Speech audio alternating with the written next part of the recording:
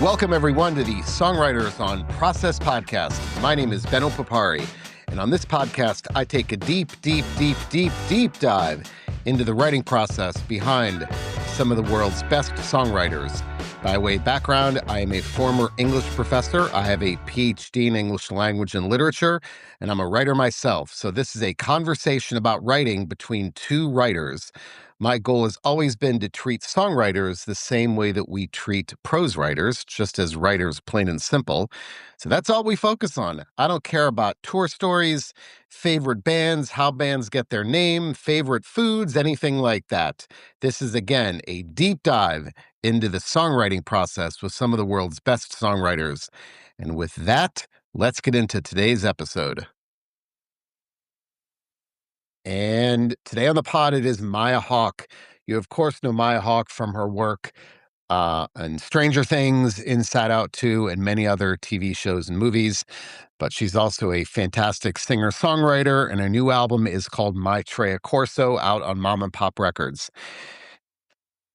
This is all you need to know about Maya Hawke and her relationship to words. She is married to Christian Lee Hudson, the singer-songwriter, who I also had on the pod about a year ago. And I'm going to give you this quote that she gave me that's probably one of my all-time favorites. She said, "The day I fell in love with my husband was the day we got into a fight about free verse poetry versus formal poetry."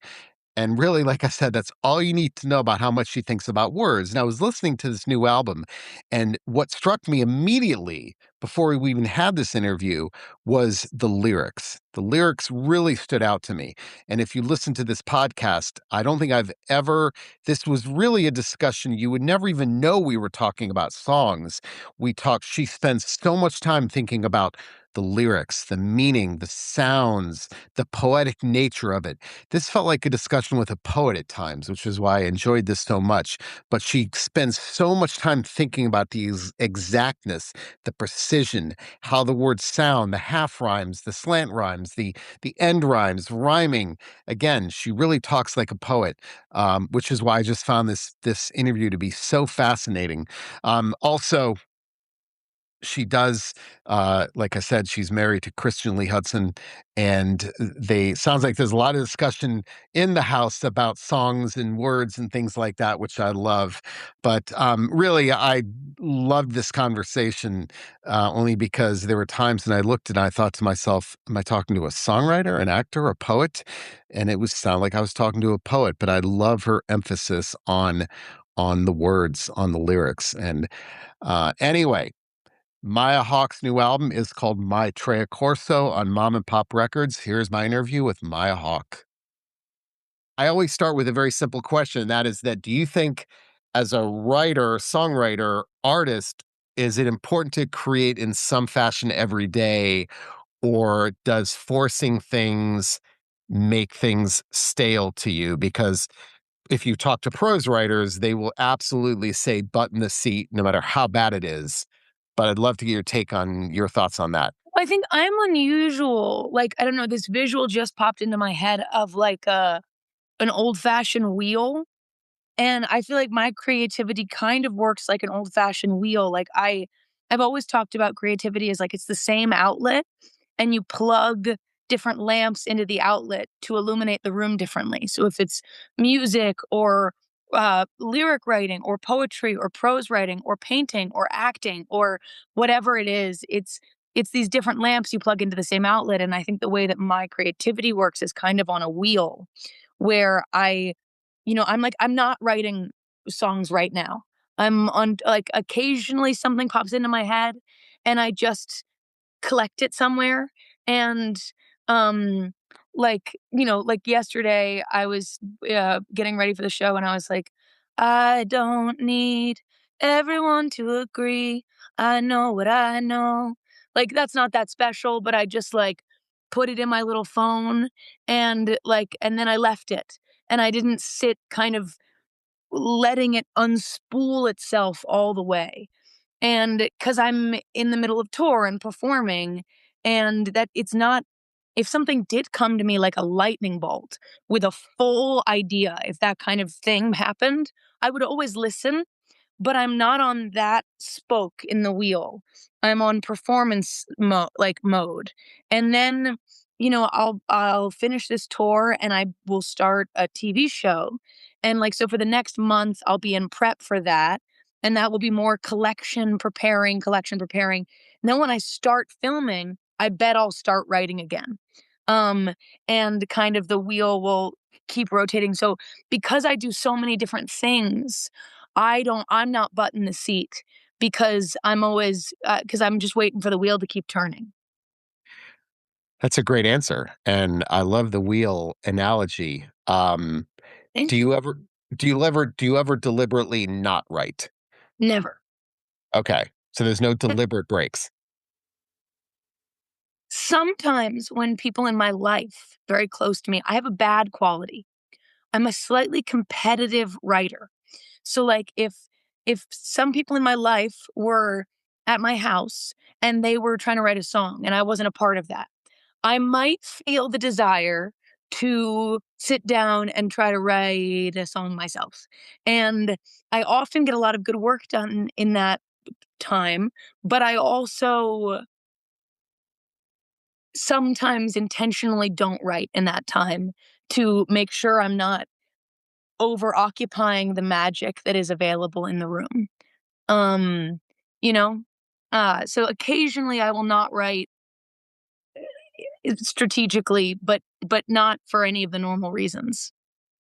I wanna ask you about the voice memos, because songwriters tell me they have interviewed someone recently, I forgot, and they showed me I think it was I had Sasha Spielberg, we had her on about a month ago, and I think she set the record, she had 21,000 voice memos on her phone, and and so when you get those ideas I know you're I'm so looking. curious how many I have. Yeah, I know. I don't even know how you tell. Oh, wait, you go back? Oh, I'm less. I'm 2,700. Yeah.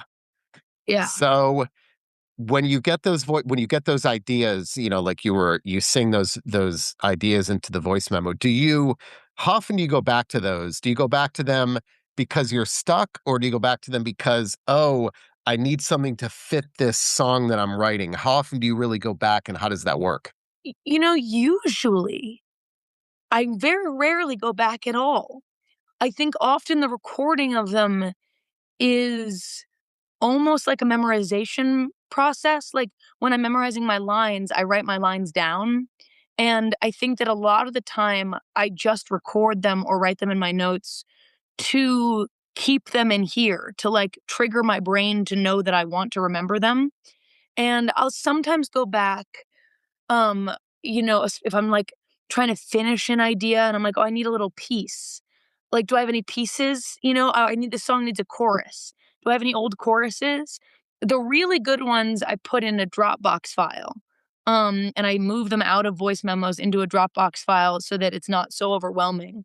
Because my voice memos are like, Astoria Street 70 Southeast, Astoria Street 69, Astoria Street 68, like, um, so I kind of a little bit subscribe to the belief that if it doesn't stick, it's not worth it. Like, if you can't remember it, then it wasn't worth it. So I rarely go back to the voice memos. I go back to the notes all the time, finishing lyrics.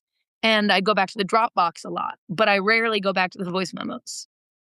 I love the structure because I loved hearing the organizational. Some songwriters use a star system, others have emojis. Yeah. So I am getting the sense that so with you, if it's serious, it goes into a Dropbox file. Yeah. With the notes app, then that's where the things get moved into there. Is that where a lot of your lyrics start on on the voice on Yeah. the notes app? Yeah. That's like where a lyric goes if it didn't come with any music. Um it's is on the notes app, and often where lyrics go even when they did come with music. They kind of get put there and I work on them like little puzzles. Something else comes into my mind and I keep going with the puzzle and add little things to it and then come back to it later, especially if I'm in the writing mode that I'm in now, which is like not very focused writing. It's sort of just like little collections of ideas that maybe I think are associated with each other.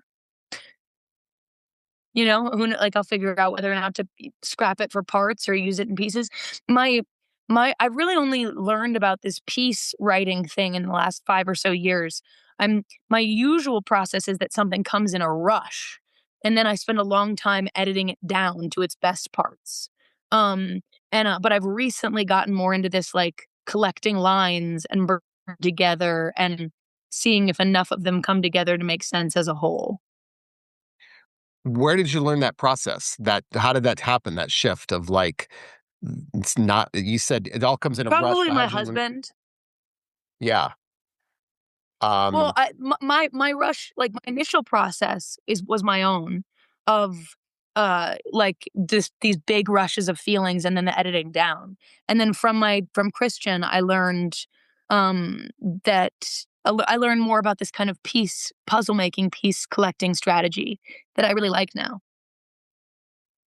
so I've got about 5 quotes from songwriters of all the songwriters I interviewed because they're my favorites, and Christian's is one of them. So I'm gonna read Really? you. Yes. So I'm gonna read this to you because I had him on about a year ago, and I love this quote because it is I think we all experience this. He said, "My biggest hurdle as a writer is trying to hack my brain to become less critical." And I love that, the idea, and I think we're all like that. The idea is just getting out of your own way when you write. So, how easy is that for you? Are you is that because I know that's the same way for me too. I struggle with I often just say just get it out there, man. Don't worry about how it looks. Get it out there. But he said that's his biggest struggle is trying to hack it to become less critical as he writes. So, is that a struggle for you too, or do you find that to be not an issue? I think something magical about our collaboration and connection is that I don't struggle with that as much. Um, I struggle with it so much with prose, so deeply with prose, and but not with songwriting and poetry. And I think that something special about our collaboration is that he really helped me learn how to keep making things a little bit better and a little bit better, and not to be so satisfied with the raw feeling.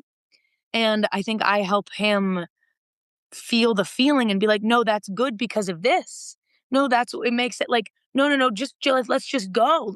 Let's make something. Let's do it. If we want to throw out the whole song because it's bad, who cares?" I think I may probably because I was raised with so much creativity and around so many creative people that I have a slightly less like self-lacerating creative process. My self-laceration comes in other places and other ways.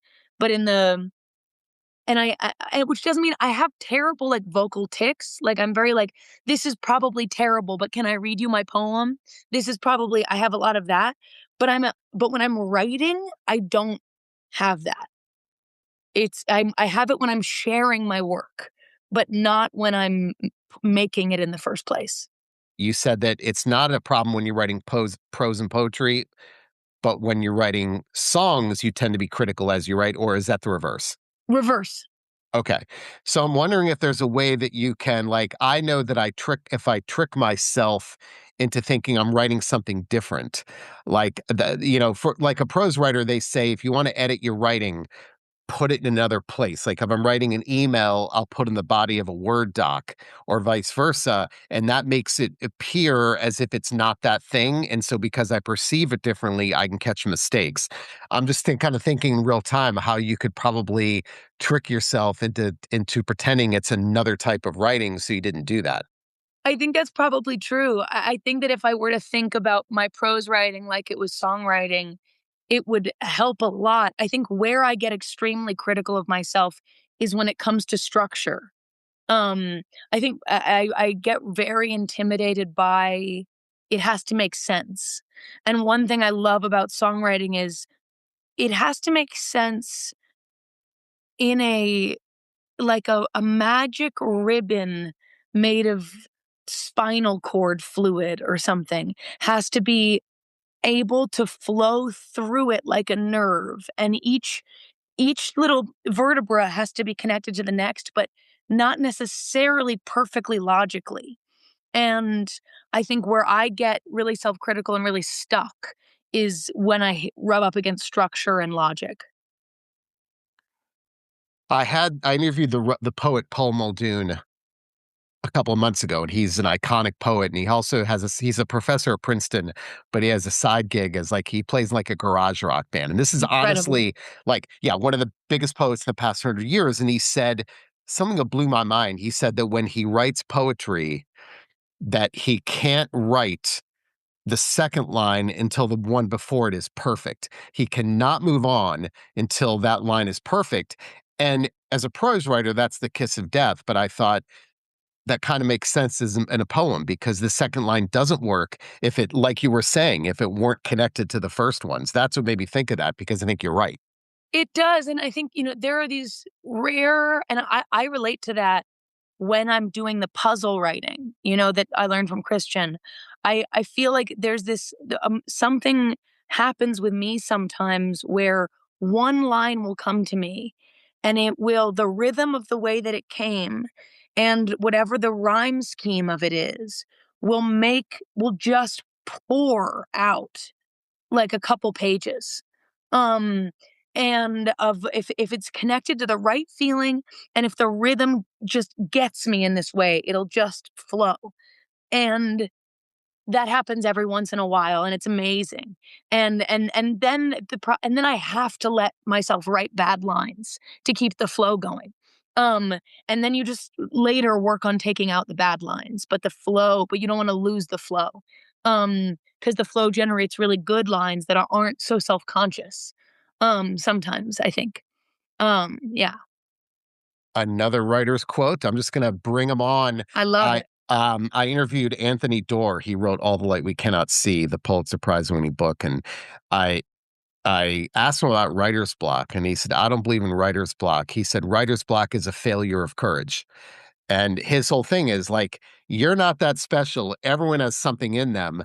And when I was a professor, my thought was always I would tell my students, writer's block happens not because we don't know what to say, but because we don't know where to begin. And if you don't get hung up on starting at the beginning of something, then I think writer's block, it's not that your mind is empty. It's almost like there's too much stuff. We don't know where to start.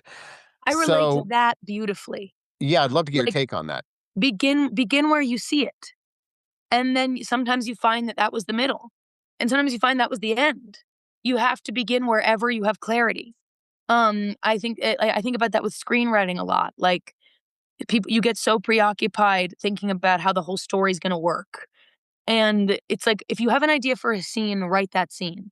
If you have another idea for another scene with the same characters, write that scene. You'll figure out the way that the scenes fit together when it's time. And for me, editing is such a delight when you have a large body of work and now you have the opportunity to figure out how these pieces fit together. Now you're like doing a New York Times crossword puzzle with your own brain. It doesn't even feel like you wrote it.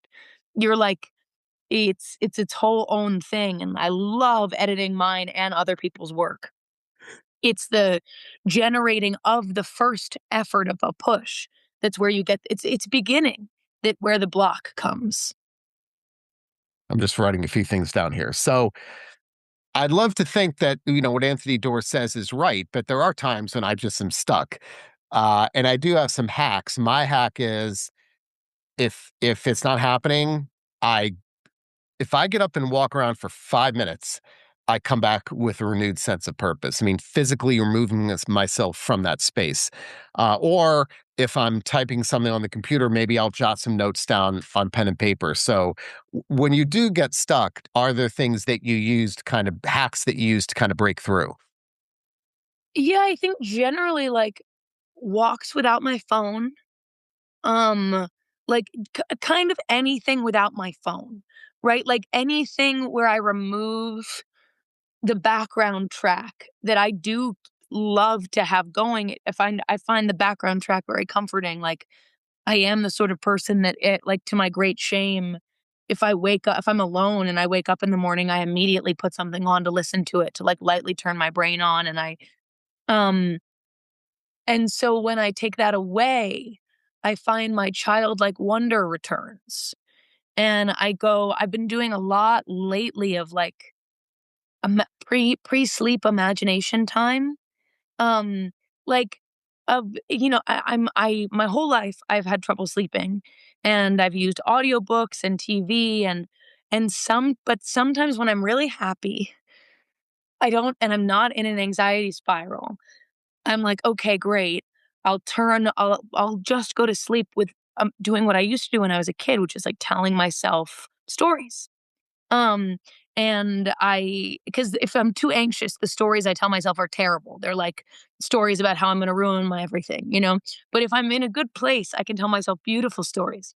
And I find that really just quiet mind time, walking, a drive, it's just something to open up the palace and to remind myself how good my imagination is, that it works amazing if I let it work. So it's an ed so it's so when you go for those walks though, are you receptive or is it just like a mind clearing, deliberate not think of ideas kind of place? No, it's a deliberate think of ideas. Oh, okay. Think of ideas with no attachment to holding on to them. Don't write anything down. Don't like don't keep track of any of your thoughts. You are not let them come and let them go.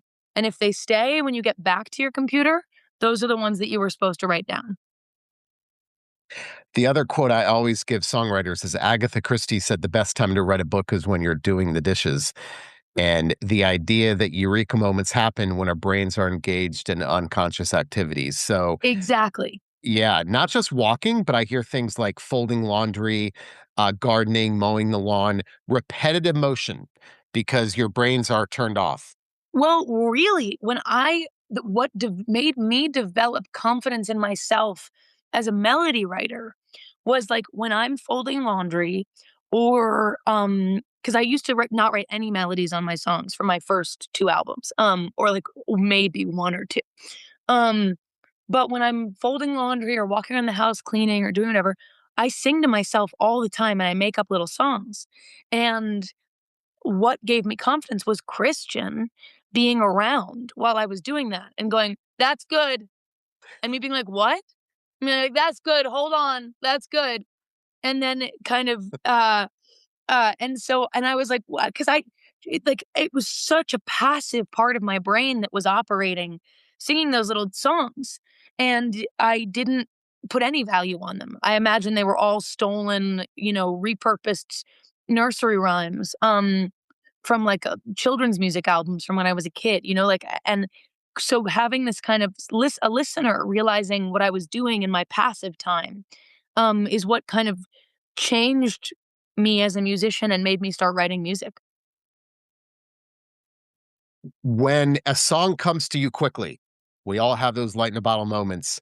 Are you distrustful that they happen so quickly, or is it this happened quickly? I'm not going to touch this. Neither. It's this happened quickly. Wonderful things occurred. I'm very grateful. I cannot wait to return to this with my red pen. And it's got to be red, I assume. I mean, no, it can be Oh, anything. okay. No, just that was just a mythological red pen. Well, but I asked that because, first of all, I guess with lyrics, are you a pen and paper person or a computer slash phone person? I'm a combination. I've got my notebook always. I often put things at first on my phone because it's usually with me more often, and because I like the way that it can be reorganized.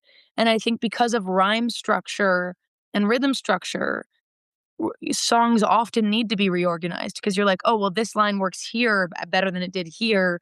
And you can kind of like a brick tower, sort of continue to layer it differently. And I like the ease of being able to move things, to different places on the phone. And then I'll also write it down with pen and paper to look at it and be like, did the act of the difficulty of putting my pen down, did I feel like, "Ugh, that line's not worth writing down?" Did I hit any bumps where I was like, "Ah, no, I don't wanna see that on pen and paper," like that, ugh. And then it's like, "Okay, great, I'll rework that line." I did say red specifically only because songwriters are, for the most part, are unbelievably particular about color of pen and even type of paper when they write. But does that matter to you at all? I would say I'm a particularly non-particular person. I'm a very make the best of the tools that I have person. Um, like I will be overjoyed to find that I found a napkin on my flight when I didn't have a notebook and figure out how to write on my napkin. And I will borrow a pen from the flight attendant and make it work. And like I have my favorite things and I love it when I have my favorite things, but I'm not, I don't care when I don't have my favorite things. Let's get back to editing because you said it's your favorite part, Mm, so with prose at least, you always teach in the editing process. You start big picture with structure and organization, and you finish with correcting grammatical mistakes because you don't correct grammatical mistakes first because you don't know where that's going to end up when you revise for organization. So typically I would tell my students, you start with organization, then you go to the clarity, then you go to the actual mistakes. So what's that editing process for you in any type of writing? I'd love to talk about that because first of all, I don't hear many people, most people hate editing because they just want to get it done with. So I love the fact that it's your favorite part. it's my favorite part because I get this, especially if it came from a eureka moment, like a big flood, because I kind of feel like I'm editing someone else's work. Like it immediately feels like it belongs in the past. Like I don't know that person who wrote that thing. And now I get to look at it and I'm really thinking about, okay, what do I want? Sometimes editing has to do with if the writing came with no music. Sometimes editing has to do with, okay, what kind of structure do I want this song to take?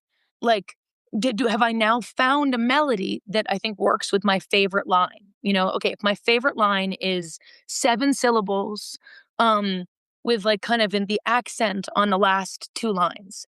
Okay, got it. Now, am I gonna write a song that's structurally consistent?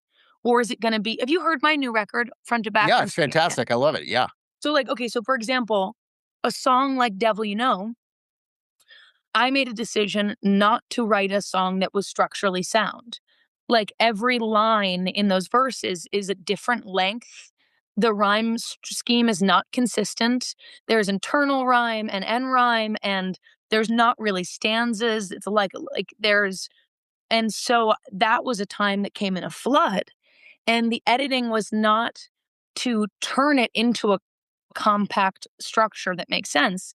It was to like, look at it for, did I make that point clearly enough? Is that too cheesy? Could this joke be better?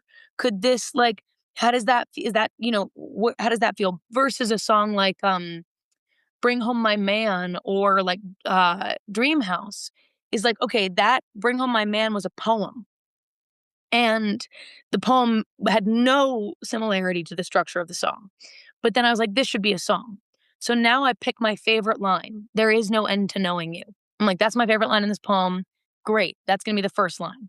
Now I'm working on figuring out my meaning in the rest of the poem and trying to fit it into the same structural beat, building in a rhyme structure and a rhythm structure that could, fit into these regular stanzas and verses and choruses. So it depends on what kind of song you're writing, how you edit, and it's either editing a mass of writing and kind of melting it down into its purest form, into something structurally sound, or it, well, like one version of editing is for a long time. Bring Home My Man's lyrics in the second to last stanza were um, you touch me where time cannot, kissing's free, it's all we got. And we re-recorded that song, and only on the re-recording did I switch the order of those 2 lines. Because I was like, "You touch me where time cannot" is a better line than "Kissing's free, it's all we've got." So the stanza should end on that, because that's where the melody crescendos. So that should be where we have the moment where your attention is drawn to that line, not the other one. So it's like it's a combination of things. Am I explaining this at You all? are, and I'm trying to think, I don't think I've ever had this discussion with a songwriter who thinks so much like a poet. Uh, I mean, if you didn't mention music, I could easily be talking to someone who just writes poetry. I mean, that's such a poet's way of looking at things. I mean, that's what I am. If I had to choose a singular identity, across all the things that I do, it would be that. That's what lit me up when I was in high school. My teacher, Marty Scopel, had a poetry seminar that I took all 4 years of high school. Most people did not take it all 4 years, but some people did. And, it was where every week you wrote a poem and submitted it, and he would make a packet of all the students' poetry and a packet of poetry that he loved, and we would read both in the room, and we would critique each other's work. And poetry is what is my favorite thing in the world. And a lot of what I think about songwriting, which I wouldn't say to all songwriters, is that I think songwriting is the best possible presentation of poetry. Poetry is turns a lot of people off and is not it is just not it's not for everybody. And music takes poetry and raises it to the international language, raises it to something, elevates it. I see acting as the blood of the word, right? That I love language, and what acting does is it elevates language and turns it into something that is accessible to everybody. Um, Turns it into this like living, breathing, like heart beating thing. And I see that about songwriting. It turns the words on the page into something alive, and so I see myself as a poet who just knows the best way to communicate poetry, which is to speak it and breathe it and be it in front of everybody, or to turn it into something that is in the international language. Here's my concern, that do you feel that when you're writing these words that are so poetic, that you're diluting them with the music? Because at some point, right, you've got to make the words fit with. So is that ever a challenge? You have to make the words fit with the melody. And are you ever worried about losing the power of the poem because of the music? It's a huge challenge, and it probably is the you've just tapped into the core of my most frequent fight with my collaborators. Um, my most frequent fight is, "You have to change that line, it doesn't fit." "Why don't we change the melody?" "Because that's how the melody goes." "Why does it have to go that way? Why can't it go differently, that one line? What if it went like this?" "Well, but then it doesn't go." "Okay, whatever." Like, I this is my most frequent argument. And it's in many ways, this argument is where songs like Devil You Know, Terms of Estrangement, and Last Thoughts on Morning Star came from. It came from this argument made real, where I was like, okay, this time we're doing it my way. There's no melody. Um, we'll do choruses, love choruses, but the words guide the rhythm. Find a way to make them fit. And it can be more spoken word. Like that's where those songs came from. But I enjoy those arguments because the day I first fell in love with my husband was a day we got into a fight about free verse poetry versus formal poetry. And I got up on a picnic table, and because people were shitting on formal poetry, and I love formal poetry, and I was like, this having you write songs are formal poetry. What are you talking about? Like, that's the whole thing of ba ba ba ba ba ba ba ba ba ba ba ba ba ba. And when you give yourself a limitation, it pushes you to be more inventive and to not be lazy. So I can go either way on this subject. And at I what I love about, you get a feminine ending to a Shakespeare sonnet, and that's kind of where I get into fights, where I'm like, even in iambic pentameter, sometimes we have a feminine ending. Give me my feminine ending. I want it to be this word. It doesn't fit, but sometimes Shakespeare didn't have it fit either, for God's sakes. And that's where we got 11 bar lines, or 11 line bars. Anyway, but so it's all interesting, I guess. So are you when it comes if it comes down to the words of the melody, you'll typically sacrifice the melody for the sake of the word. I will spend as much time as possible trying to come up with a better way to say what I said in a way that fits. And when I do not find that there is a better way to say it, or if I just know that the way I said it in the first place is uniquely special, then I will sacrifice the melody. But I will try. Those are things that independent of music, those are discussions people have. Music isn't involved at all. Well, I think that you can hear it. When I listen to music, I can hear when someone is writing lyrics to the melody. When it's like I want it to go ba ba ba ba ba ba ba ba. Now come back into bucket, and that's when I hear people rhyme bar with car. That's when that happens, is when you are trying to fit something in so that you can keep the thing going. You get lazy and you choose redundancies and you rhyme desire with fire and bar with car and these things that are, I believe, cardinal sins that you cannot do. Or you rhyme the same word. How many times do you listen to a song and you hear someone rhyme the same word? Like they rhyme one with one. And I'm like, fuck off. You can only do that if you're making a double point and if you have an internal rhyme that you're balancing. Like, I'm fine with two lines that both end with it, but then the word before it also has to rhyme with each other. And then the it is just a little like, could be an ooh for all we care. It's just a little, it's a sound that has some meaning to it.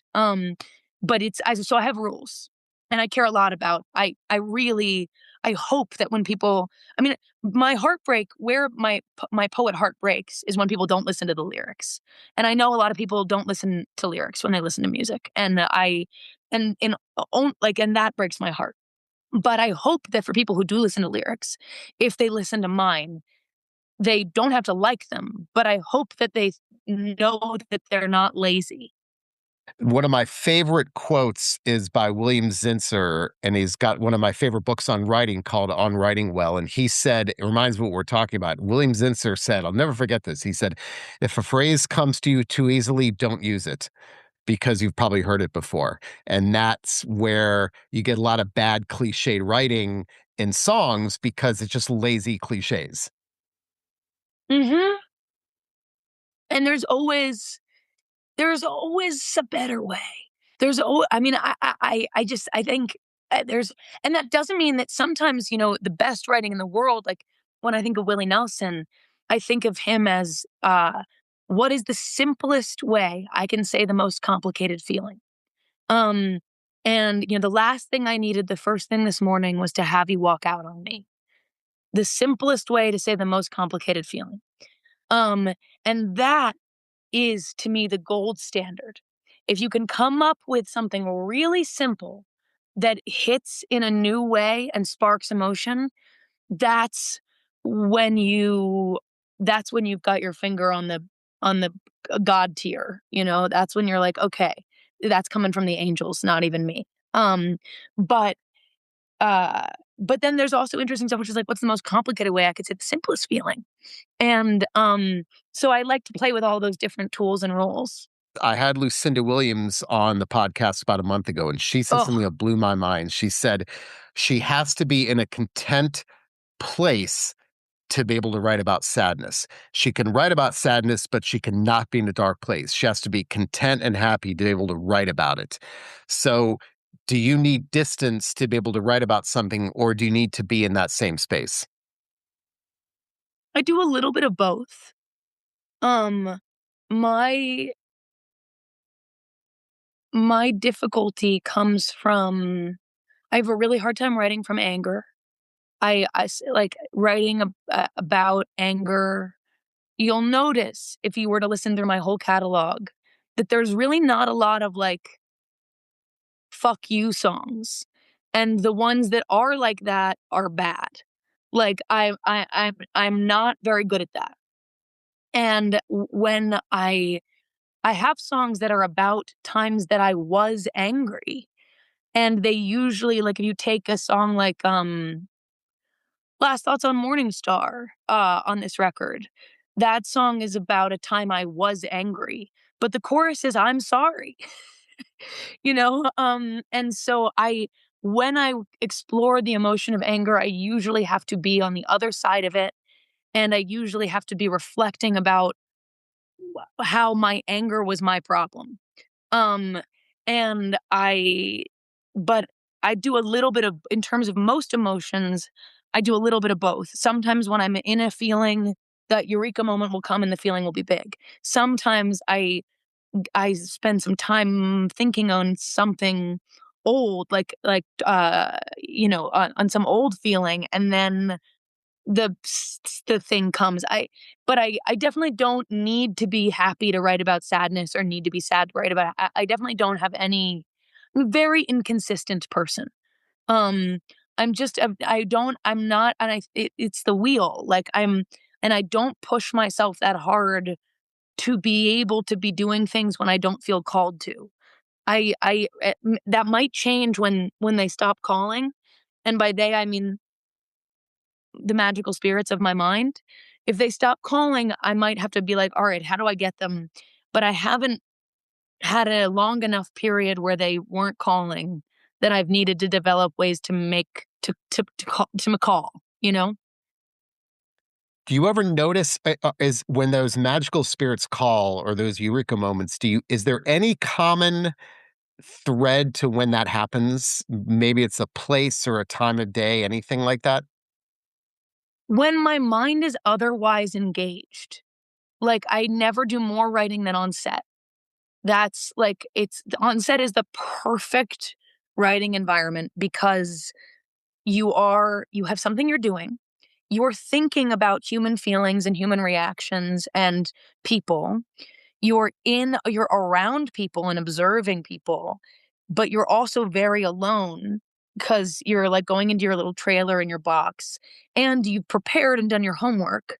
So you're not stressed. Like there's no stress. And it's when and then you walk into set and you let out this big feeling, and this big thing. And then you're done. And where does that extra stuff go? That extra stuff goes into my writing. Um, and so on a plane, heading somewhere, in the car, like in a bathroom before a show, when I'm otherwise occupied, things come. When I'm doing downtime, I'm dummy, dummy, dumb brain. I'm like, I wonder what I should do, if I should be starting to get a facials more regularly. I wonder what I would like to read another chapter, please. Do you want to play Mario Kart? Like, I'm the classic. If you wants to get something done, give it to someone busy. If you want it to never get done, give it to me when I'm on vacation. You mentioned planes. Why are we so productive? My theory is that when we're on planes, it's very existential. That there's much more awareness of our place on the earth. I don't get as much done. I get tons done on planes, but trains not as much. Um, I think there's something about a plane that makes me make such. There was an article in the Atlantic like 10 years ago about why we cry I read that. on plane. Yeah, yeah, yeah. What is it about a plane that makes us cry watching a movie that if I watched it here, I wouldn't cry at all? So, what do you think it is about a plane? Well, there's definitely elevation stuff of like what that does to your brain and body. Um, I think there's also like we all remember before there was Wi-Fi on planes, and I do a bad thing, and I often lie and say that the Wi-Fi wasn't working on my plane even when it was, and I don't get it. Um, and that opens up a lot of space. I'm in a big period of like, this is my enemy. This is my Yeah. full on enemy. We are not friends anymore. My email and I aren't friends. My text, if we want to talk about how many voice memos you have, whoa, my phone doesn't show anymore how many things you have, but how, I don't know, I've somewhere around like 50,000 unread text messages. Like it's not a happy place. And so I think just the sheer absence of that, and the memory from flying when that was always true. when it was just you and your brain and your book. I think there's a freedom there. Oh, these 3 hours are just for me. I can't do anything except get up. I can't do anything. So what can I do? And I think that has to do with it a little bit. I think they feel like stolen time. All right, one more question before we talk about favorite poets. And I've got a quote. This is one of my favorite quotes by the novelist Il Doctorow. Writing is like driving at night in the fog. You could only see as far as the headlights, but you can make the whole trip that way. I love that quote. Beautiful. Yeah. The idea that I don't think I have any right knowing what something is supposed to look like. That's to me my biggest, we talk about biggest hurdle. My biggest hurdle is thinking I have a plan.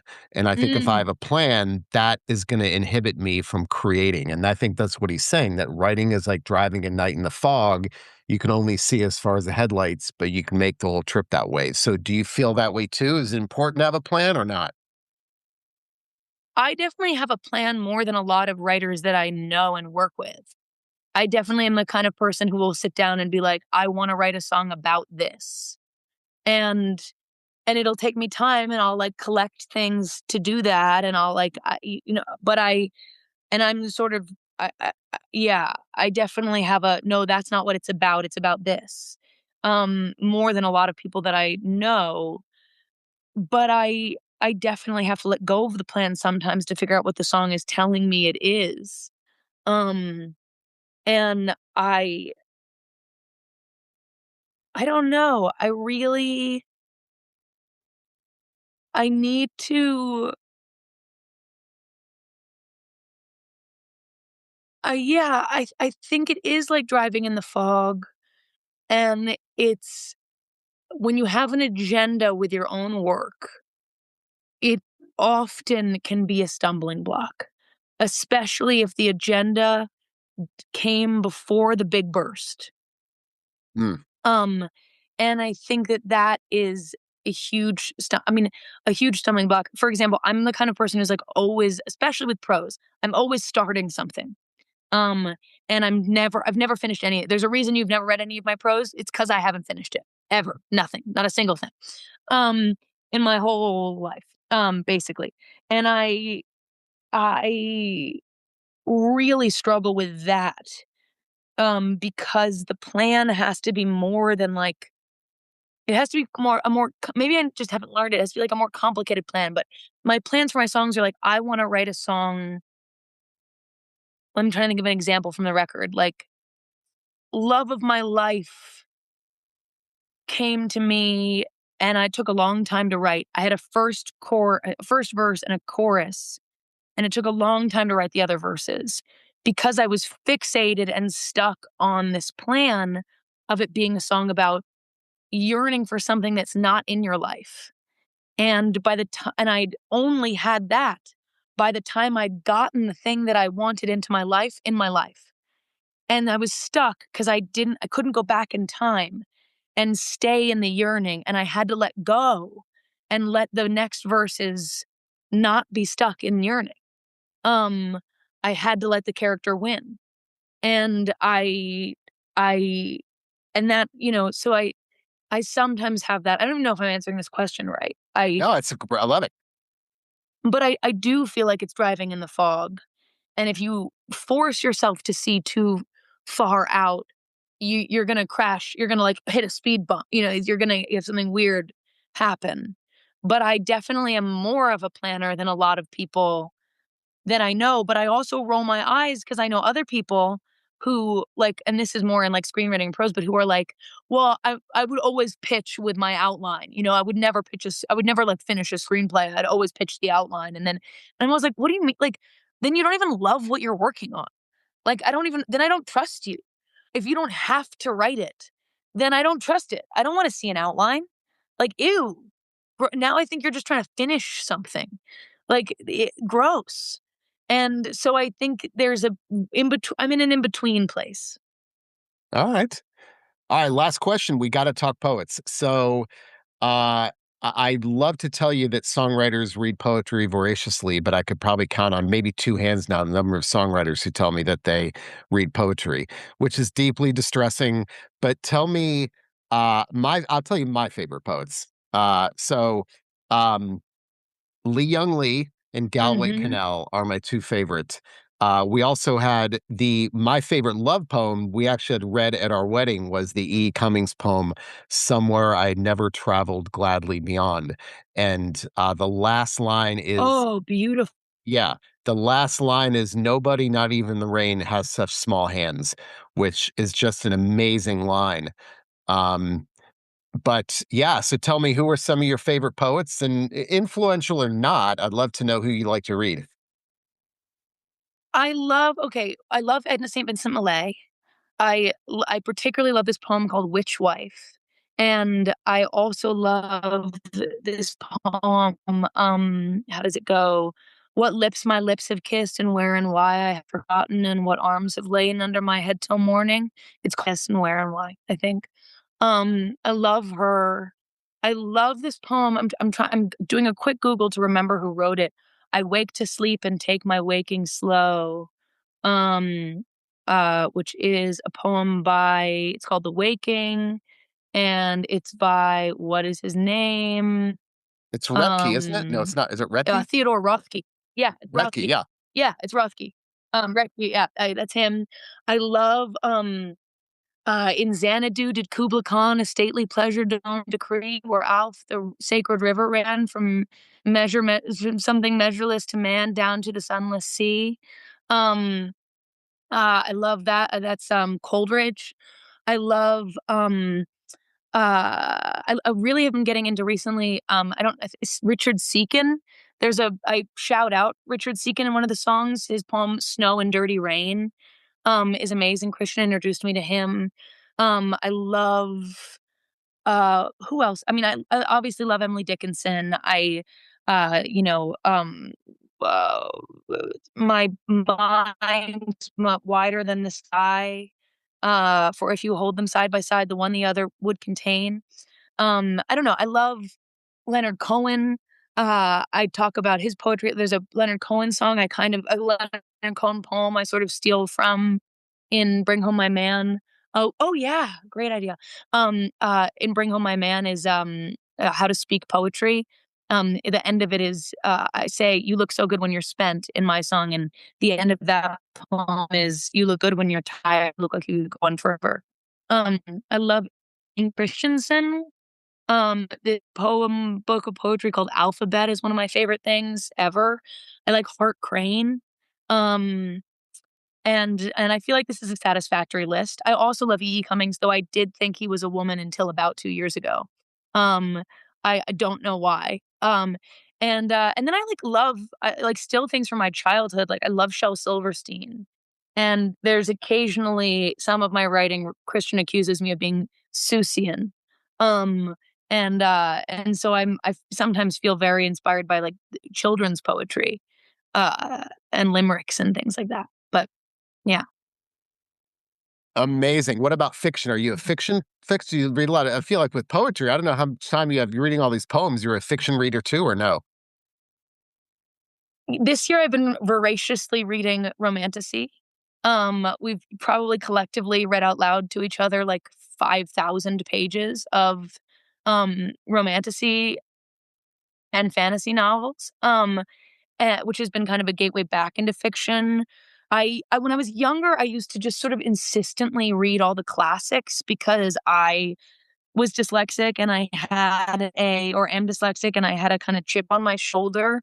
So I thought it was cool if like this dyslexic kid was always carrying around like Moby Dick or Sense and Sensibility or Custom of the Country or like Brothers Karamazov. And if I was like reading something slightly ridiculous, Notes on the Underground or something, that was a big chip for me for a long time. And I've only recently kind of got into reading fun books, and fun books are awesome. Um, I do read fiction. I also read a lot of like books about the brain of what's his name? He wrote this book called Behave, and he's a neuroscientist. I also read his book on free will. What is called Free Will, I think. What are these books? What's his name? So I read like some neuroscience brain books and some fun fiction, and I've been like taking a break from classics for a little while, but I'll go through that phase again. I got I got the last classic I read was Custom of the Country because I was Robert Sapolsky, thank you. Because I was trying to be in the movie of Custom of the Country, which didn't end up happening. And then I think I was like, I don't know, I was very heartbroken by that and maybe needed a break from books about hats. Okay, so very last question. If you are reading a book and you don't like it, do you have to finish it or can you put it aside, never finish, never pick it up again? If I read a first page and I don't like it, I'm finished. I, I Amazing. I'm a lazy writer. I mean, reader. I do not. Yeah, I do not have to finish things. And that's it for the latest episode of Songwriters on Process. You can find all of the old episodes on all major streaming platforms and probably some minor ones as well. You can also find them on the Songwriters on Process website. I started the site back in 2011, so that means there are hundreds upon hundreds of interviews with some of the world's best songwriters. So take a deep dive into some of those episodes. They are all great. Of course, I'm biased. Also, shameless plug. My book, Desolation, a Heavy Metal Memoir by Mark Morton with Benno Papari, that is me, is out now on Hachette Books and in all major bookstores. Mark is a good friend of mine. He is the guitarist in the metal band Lamb of God. And so we collaborated on his memoir. I'm biased, but that's a damn good book. Again, it is called Desolation, a Heavy Metal Memoir. And lastly, if you want to get in touch, go to the Songwriters on Process website. You can fill out a handy contact form and it'll get to me that way. You can also email me at ben@songwritersonprocess.com. I'm all ears. Send me your comments, your suggestions, your complaints, people you want me to interview. I get great suggestions all the time. I can't respond to all of the emails because I get a lot of them, but I do read all of them. And let me know your thoughts. If you have ideas for people you want me to interview, there's your chance. And with that, I am out. See you next time.